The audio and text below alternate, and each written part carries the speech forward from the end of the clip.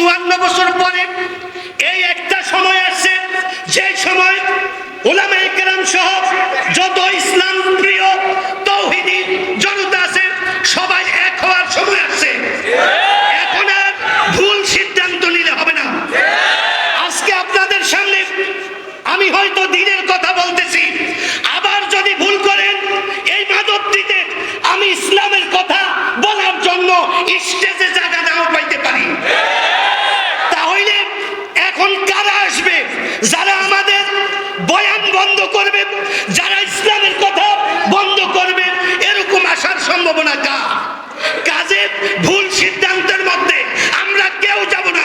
উলামায়ে কেরামদেরকে আমরা রাষ্ট্রের আইন প্রণয়নের জন্য আইন প্রণেতা হিসেবে উলামায়ে কেরামদেরকে বাছাই করব, যেন আমাদের আব্বা আম্মা মারা গেলে সংসদ সদস্য দিয়ে জানাজা পড়াইতে পারি।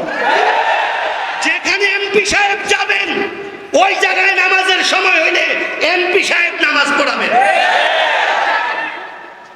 আর এমন এমপি আমরা আর বানাবো না যে এমপিরা অনেক সময় অজু ছাড়াও ঠেকা মসজিদে ঢুকে যায়। কি করবো? ঠিক আছে, শান্তি ছিল। আপনারা জানেন ভারতবর্ষ এক সময় মুসলমানরা শাসন করত, উলামায়ে কেরামরা শাসন করত, ওই সময়ও দেশে শান্তি ছিল। আর এখন কেবল বাংলাদেশ স্বাধীন হওয়ার পর 54 বছর মানুষ কেবল শান্তি বিশ্রায়, কেবল শান্তি বিশ্রায়। শান্তির গাছ লাগাইছেন কবে? যেই গাছের শান্তির ফল সিরা সিরা খাইবেন, শান্তির গাছ লাগানো হয় নাই। এবার হলো আমার শেষ কথা, ইসলাম কাকে নিয়ে ভাবে আর কাকে নিয়ে ভাবে না। অনেক হিন্দু ভাইয়েরা আমার আওয়াজ শুনতেছেন, আমি আপনাদেরকে বলবো, অনেকে মনে করে হুজুররা আসলে আমগো আর উপায় নাই। আরে ভাই, হিন্দু সমাজ অমুসলিমরা শুনো, ইসলাম শান্তির ধর্ম। আমরা সুযোগ পাই না বিধায় ইসলাম শান্তির ধর্ম তোমাদেরকে বুঝাইতে পারি না। একবার সুযোগ দিয়া দেখো, তোমাদের মন্দির কারো পাহারা দিতে হবে না, কারো বাবার সাহস হবে না তোমাদের মন্দিরে হামলা করা। শুনো ইসলাম কাকে বলে, শুনো, এটাই আমার শেষ কথা। আমাদের নবীজির কাছে এক মুসলমান আর এক কাফেরের মধ্যে একটা বিভেদ হয়ে গেল। মুসলমান ছিল মুনাফিক রূপী মুসলমান।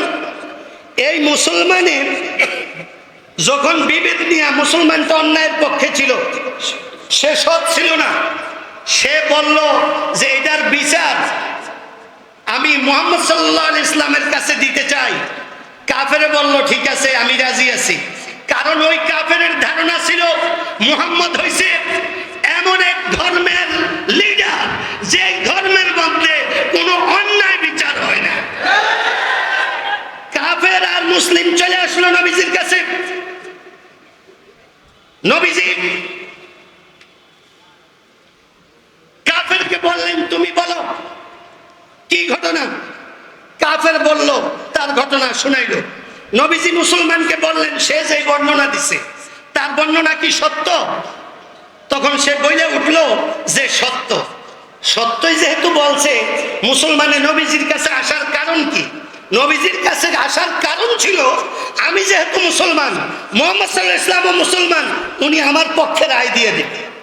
নবীজির সামনে যখন ওই মুসলমান বলল কাফেরের কথা সত্য, নবীজি তাৎক্ষণিক কাফেরের পক্ষে রায় দিয়ে দিচ্ছে।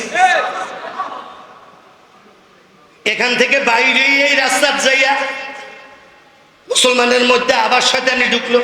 কারে বিচার তো একটা হয়েছে, আরেকটা বিচার রয়ে গেছে, চলো আমরা একটু ওমরের কাছে একটা কথা জিজ্ঞাসা যাই।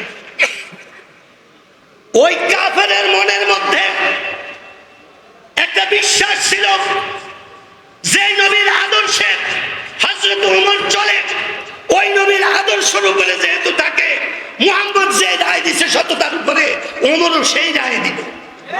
আর মুসলমানের চিন্তা ছিল, আমি যেহেতু মুসলমান, নবীজি হয়তো দেয় নাই, ওমরে আমার পক্ষে রায় দিয়ে দেবে। ওখানে যাওয়ার পর নবী ওই ওমরও আবার কাফেরকে জিজ্ঞাসা করলো, বলো তো ঘটনাটা কি, কি জন্য আসছো? কাফের বলল, দেখেন এই ব্যাপার, আমরা মোহাম্মদ ইসলামের কাছে গেছিলাম, উনি আমার পক্ষে রায় দিছে, কিন্তু সে রাস্তায় আমার বলতেছে আপনার কাছে নাকি আবার বলতেইব, আপনি কি বলেন এটা দেখতেইব। মুসলমানরা জিজ্ঞাসা এটা কি সত্য? কয় যে জি। কয় তাহলে তোমরা দুজন বসো। দুজন বসছে। হযরত ওমর রাদিয়াল্লাহু তাআলা বাসার ভিতরে গেছে, যাইয়া তলোয়ার আনলো, আইনা একবারে এক কোবে মুসলমানের গর্দান আলাদা করে ফেলাইছে। তখন বললো এটা কি? কয় মুহাম্মদ সাল্লাল্লাহু আলাইহি ওয়াসাল্লামের বিচারের পরে ওমরের বিচার, এটা ছাড়া আর কোনোটা বাকি থাকে না। আমার ভাইয়েরা, অমুসলিমদেরকে আমি বলতে চাই, অমুসলিমদেরকে আমি বলতে চাই, আপনারা যদি এরকম ন্যায় বিচার পাইতে চান, এখনো সময় আছে। সৎ মানুষকে, ইসলামী লিডারকে আইন প্রণেতা হিসাবে বানান, মন্দির পাহারা দিতে হবে না, কোথাও আপনাদের উপরে কেউ জুলুম করার দুঃসাহস পাবে না। এই কথা বলেই আমি আমার বক্তব্য শেষ করলাম। 54 বছর পরে এই একটা সময় আসছে, যে সময় উলামায়ে কেরাম সহ যত ইসলাম প্রিয় তাওহীদি জনতা আছে, সবাই এক হওয়ার সময় আসছে। এখন আর ভুল সিদ্ধান্ত নিলে হবে না।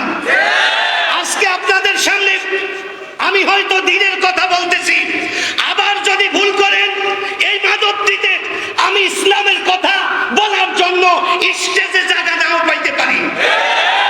তাহলে এখন কারা আসবে যারা আমাদের বয়ান বন্ধ করবে, যারা ইসলামের কথা বন্ধ করবে? এরকম আসার সম্ভাবনা কাজে ভুল সিদ্ধান্তের মধ্যে আমরা কেউ যাব না। উলামায়ে কেরামদেরকে আমরা রাষ্ট্রের আইন প্রণয়নের জন্য আইন প্রণেতা হিসেবে উলামায়ে কেরামদেরকে বাছাই করব, যেন আমাদের আব্বা আম্মা মারা গেলে সংসদ সদস্য দিয়ে জানাজা পড়াইতে পারি। যেখানে এমপি সাহেব যাবেন, ওই জায়গায় নামাজের সময় হইলে এমপি সাহেব নামাজ পড়াবেন। আর এমন এমপি আমরা আর বানাবো না যে এমপিরা অনেক সময় অজু ছাড়াও ঠেকা মসজিদে ঢুকে যায়। কি করবো? ঠিক আছে।